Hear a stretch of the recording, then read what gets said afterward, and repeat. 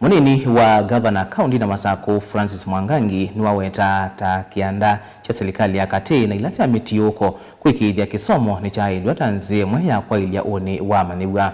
Mwangangi enena kisioni cha Musini wodi na Kalama akomanite na mwema ene yanda maunduni ma Kisomo valawaweta kana Silikali ya Masaku taiyovete kavyo kule Kuikithya Kisomo Nikyailw'a lina musangi ena mauvo. Munini wa Ngavana Kauntini ya Masaku nuwetie Kisomo takio Kianda na sekila Kenya odhuthia kusomethia ciana cio Niwaweta serikali ya Masaku ngwa muvea wa Kisomo taiki itaviti Kuikithya kana Kisomo Nikyailw'a.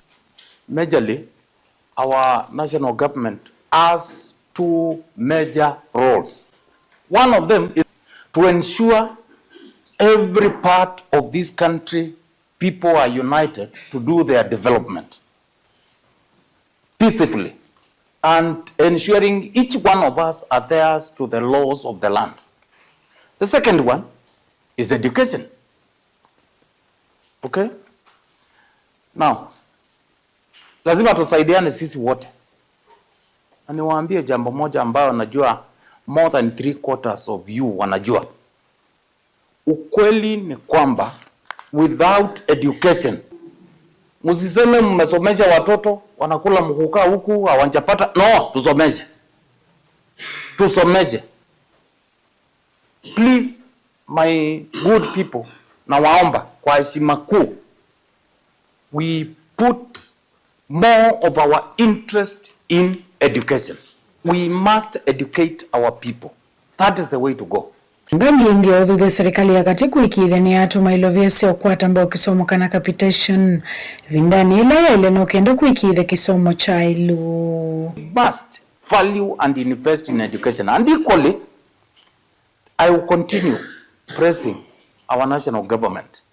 Please, there is no way this country is going to have meaningful transformation development wise unless we put our resources right at the center of the education.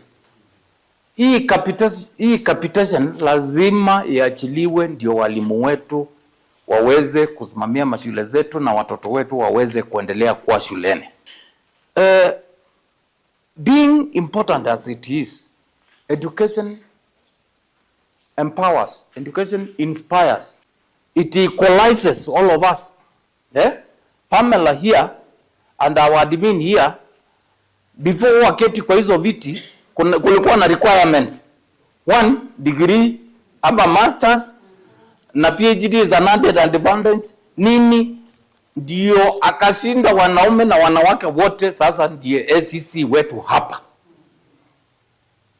So we must value and invest in education, and equally Guripoti ya Vilingwa Movo Nilina Musangi.